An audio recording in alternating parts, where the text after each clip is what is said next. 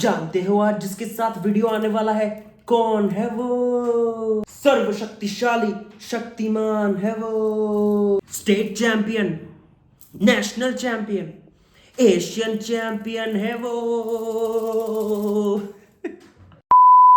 Hey guys, welcome back to a new video. आज का video बहुत ही खास होने वाला है क्योंकि आज मैं 1 घंटे दूर ट्रैवल करके जाने वाला हूँ to train with an Asian champion. Now this is a very big opportunity for me because मैं बहुत कुछ उनसे सीखने वाला हूँ एंड इन द प्रोसेस आप भी बहुत कुछ सीखेंगे। अगर आप एक जिम एंथुजियास्ट हो या फिर आप का स्क्वाड कमज़ोर है तो आप इस वीडियो से बहुत कुछ सीख सकते हैं अबाउट एन एथलीट माइंडसेट, कैसे एक इंसान प्रिपेयर करता है, किन सर्कमस्टेंसेज में प्रिपेयर करता है। तो वीडियो में बने रहिएगा। This is going to be a very special video. तो अपने हैवी वर्कआउट के पहले हम ले रहे हैं एक प्री वर्कआउट मील जिसमें हम ले रहे हैं चिकन फ्राइड राइस। इसको अपनी बॉडी में लोड करते हैं और फिर 1 घंटे का ड्राइव है, यहाँ से चला के जाएंगे वहाँ पे। तो नेक्स्ट आपको वहाँ पे मिलते हैं।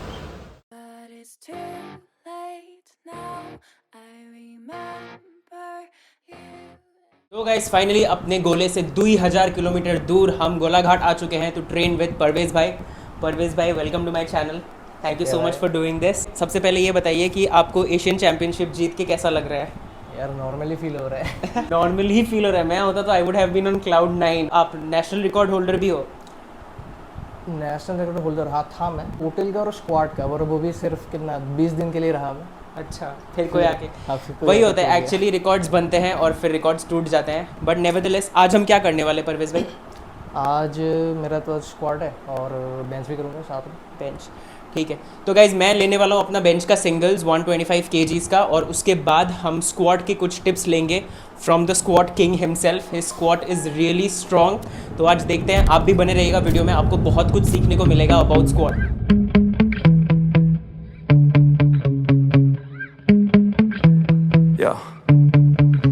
Sometimes I get so mad, there's no control in me. My thoughts get so bad, I'm like, I might grab a bat, I don't know. So guys, आप देख सकते हो ये इंडिया का कोट पाया है हमारे शेर सिंह राणा ने। This is the dream of every athlete कि वो लोग ऐसा कुछ पहने जिसमें इंडिया का नाम हो। This is a very proud moment for all of us, specially the people of Assam, कि हमारे आसाम से किसी ने इंडिया को रिप्रेजेंट किया है और मेडल लेके आए हैं। तो ये परवेज भाई का रूम है और इसके अंदर ही इनका जिम सेटअप है। This is one of the best investment that an athlete can do. आप सोचिए कि सोते जागते उठते बैठते आपको सिर्फ वेट से दिखाई दे रहे हैं and you are getting obsessed with your numbers. तो आप कैसे चैंपियन नहीं बनोगे अगर दिन रात आपको यही दिखाई दे रहा है, आपके जहन में सबकॉन्शियसली कॉन्शियसली यही सब चल रहा है।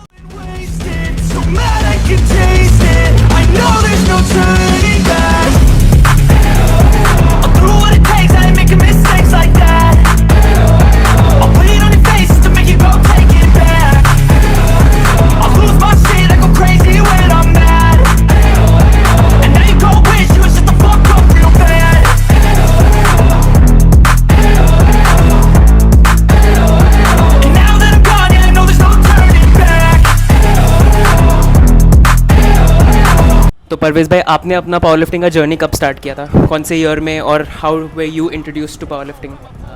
2019 में मैंने basically as a power lifting नहीं ज्वाइन किया। पहले तो मैंने एज अ जिम में ज्वाइन करा था, मैंने बॉडी बनाऊंगा ऐसे करके। देखा जाए तो मैंने पावर लिफ्टिंग शुरू करा भी नहीं था, उससे पहले मैंने कंपटीशन खेला था पहले ही सीधा। हाँ, तो मुझे कुछ आइडिया भी नहीं है कि पावर लिफ्टिंग क्या होता है, स्क्वाट, बेंच प्रेस, डेडलिफ्ट क्या होता है। मैंने तब तक कुछ करा भी नहीं था। मैंने सीधा कंपटीशन खेला था डिस्ट्रिक्ट में, ठीक है। उसके बाद मैंने पावर लिफ्टिंग सही से मतलब शुरू करा था। पहले मैंने खुद से ही करा था, 2-2.5 साल शायद मैं खुद से ही करा था। फिर उसके बाद आई हैड ए कोच, फिर अभी तक पहुंच गया हूँ अभी। आपको आपका पहला कंपटीशन का नंबर्स याद है? स्क्वाट में कितना होता, बेंच या डेडलिफ्ट? पावर लिफ्टिंग में आने से पहले ही मैंने कंपटीशन ही कंप्लीट करा था मैंने। फिर वहाँ पे मैंने करा था पहले स्क्वाट में कितना 7 किलो क्या करा था शायद। 7 किलो मैंने फेल करा था, इतना याद है मुझे। 60 kg? नहीं 7 नहीं, 70 सॉरी 60 पहला आइटम मैंने करा था। फिर उसके बाद 70 मैंने फेल करा था। फिर बेंच में 60 किलो करा था, और तब डेड मेरा थोड़ा शायद थोड़ा अच्छा था वैसे उस टाइम पे। कन्वेंशनल करा था मैंने और एक साथ करा था मैंने 160। हम सब पावर लिफ्टर्स के लिए एक ऐसा नंबर होता है जो हम चेस करते हैं और वो एक मेंटल ब्लॉकेज की तरह होता है। जैसे मेरे लिए 220 kg था, मतलब 4 रेड प्लेट मुझे अपने इसमें चाहिए डेडलिफ्ट के मुझे ऐसा लगा कि 220 अगर मैं क्रॉस कर दूंगा तो बाकी सारे नंबर्स मैं कैसे ना कैसे करके खींच ही लूँगा। तो आपके लिए कोई ऐसा नंबर था स्क्वाट में, बेंच में या डेडलिफ्ट में जो आपने बहुत शिद्दत से ट्राई किया? मतलब 100 किलो? 100 किलो था मेरा स्क्वाट में। जब मैंने शुरुआत करा था ना 70 किलो फील करा था ना मैंने, हाँ। तभी मैंने सोचा था कि 100 किलो मारूंगा मैं। अच्छा, तो वो तो अभी चेंज तक होता रहता है। अभी तो जैसे पहले 100 किलो, फिर 150 किलो हुआ, फिर अभी 200 हो, मतलब करा तो नहीं है 200, अभी सोच रहे हैं कि 200 करूँगा 200 करूँगा, लेकिन अब तक हुआ नहीं है 200। देखते हैं, वही है, अभी टाइम के साथ चेंज होता रहता है वैसे भी। So you couldn't believe. Just tell me that I can. Just tell me that I can. Just tell me that I can. Just tell me that I can.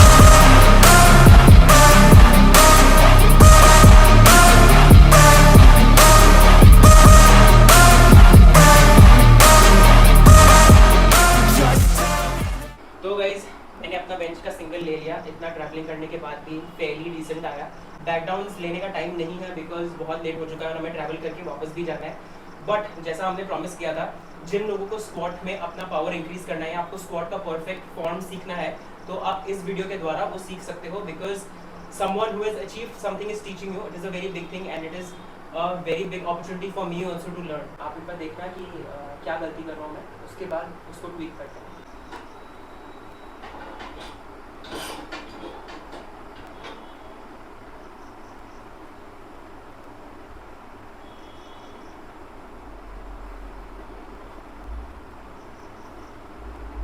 Squat में इतना ज़्यादा टेक्निकल है नहीं स्क्वाट। बेसिकली तुम्हें 1 2 3 चीज़ों पे ध्यान रखना है। पहला तो तुम्हारा जो स्पाइन है ना पूरा मतलब स्टैक होना चाहिए। तुम्हारा स्पाइन और जो पेल्विस एक ही लाइन पे आना चाहिए, ठीक है। मतलब अगर तुम अपर बैक राउंड कर रहे हो तो तुम्हारा स्पाइनल को पूरा एक लाइन पे नहीं आ रहा है ना, तो ये थोड़ा ऐसे आगे थोड़ा झुक रहा है। तो ये बेसिकली पूरा स्ट्रेट भी नहीं करना, चेस्ट अप भी नहीं करना, बस हल्का सा तुम्हें आगे झुकना है, हल्का सा। तो ये पूरा स्टैक हो रखा है। तो जब तुम्हारा स्टैक होता है ना तभी ब्रेस अपने आप ही होता है। बहुत लोग क्या करते हैं कि पूरा पूरा फुलाते हैं, पूरा पेट में सांस लेना होता है, लेकिन इतना ज़्यादा भी नहीं लेना होता है, ज़्यादा भी नहीं होना चाहिए।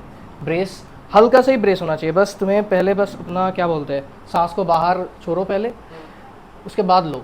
अभी जितना आ गया बस उतना ही, इतना ज़्यादा फुलाना नहीं है।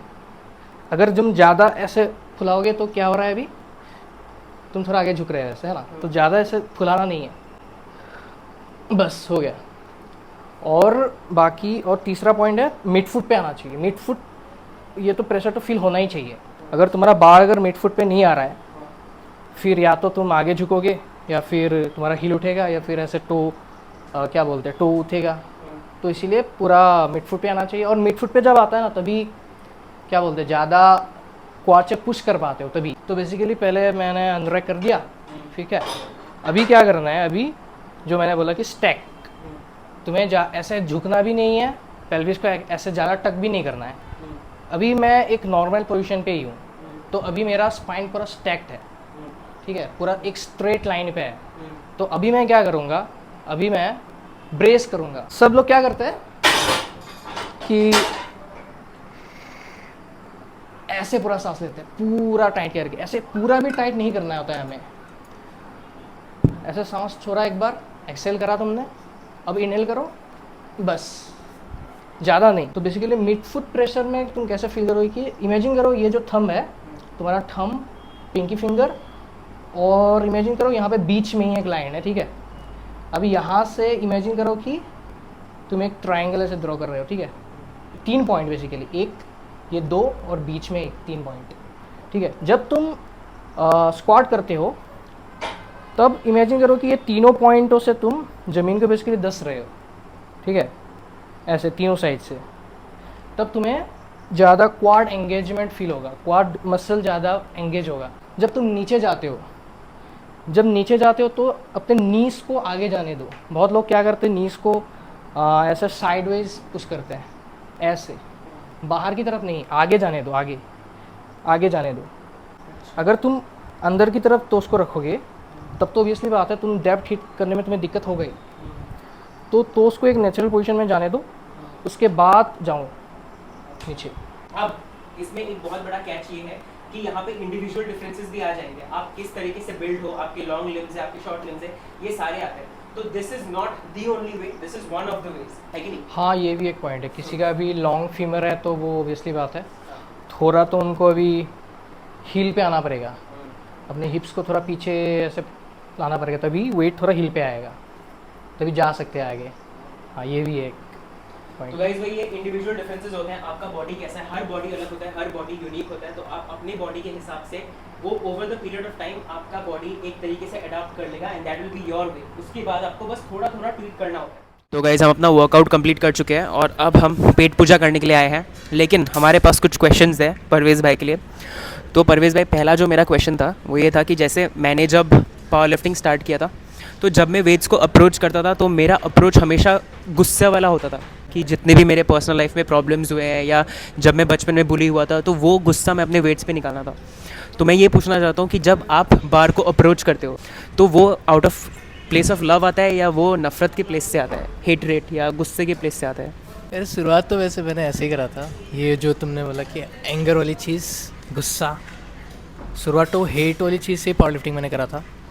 फिर बाद में जाके लव में तो मैं नहीं बोलूँगा कि लव वाली चीज़ वो आया कि मैं पावर लिफ्टिंग करके ऐसा लगता है कि मुझे सही लगता है ये करके, ठीक है, बहुत बढ़िया लगता है करके, ऐसा नहीं होता है, ऐसा भी नहीं होता है।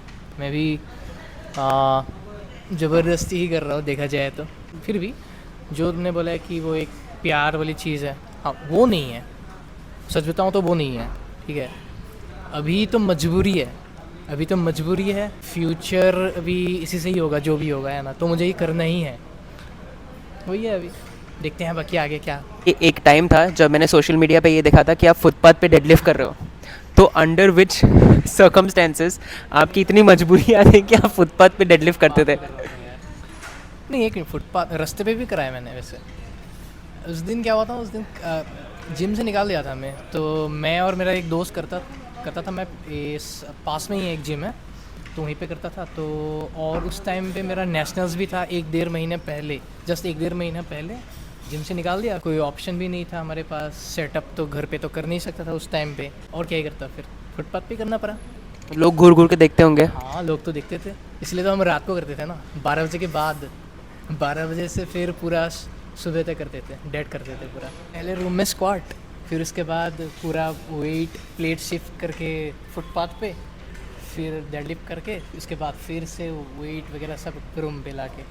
तो परवेज़ भाई, एक और चीज़ मुझे पूछना था, जैसे एक नॉर्मल इंसान होता है और एक एथलीट होता है, तो एथलीट लोग थोड़े से सनकी होते हैं, ऐसा माना जाता है, थोड़े ऑब्सेस्ड होते हैं। सनकी मतलब थोड़े ऑब्सेस्ड होते हैं, आउट ऑफ द वे जाके बहुत कुछ करते हैं, उनका पर्सनल लाइफ भी ऐसा होता है कि सैक्रिफाइस होता है। तो आपको इस स्टेटमेंट में ऐसा क्या सही लगता है, गलत लगता है? जैसे लोग बोलते हैं ना कि रिलेशनशिप वगैरह, जो अपना पर्सनल रिलेशनशिप वगैरह होता है ना, वो लोग सेक्रीफाइस करते हैं। बट यार स्पोर्ट के लिए अब अपना पर्सनल लाइफ सेक्रीफाइस करना तो मैं वर्थ नहीं बोलूँगा ये, ठीक है। ये अलग हो गया ना तुम्हारा, ये आपका जो ये क्या बोलते हैं करियर, जो भी आप स्पोर्ट्समैन हो, कोई भी स्पोर्ट खेल रहे हो, ये तो आपका प्रोफेशनल लाइफ हो गया, और जो पर्सनल लाइफ है वो तो अलग हो गया ना। पर्सनल लाइफ सेक्रीफाइस अगर कर रहे हो तो फिर तो कुछ तो गलत कर रहे हो फिर। मैंने एक एथलीट है ब्राइस किवोस्की, उसका इंटरव्यू देखा था और उसने बोला था कि अगर आप compete कर रहे हो और उसका गुस्सा है या फिर उसका जो बर्डन है वो आप अपने फैमिली पे निकाल रहे हो और आप उनको ऐसा फील करा रहे हो कि मैं बहुत ज़्यादा सेक्रीफाइस कर रहा हूँ, तुम भी मुझे सपोर्ट करो, तो ये गलत है।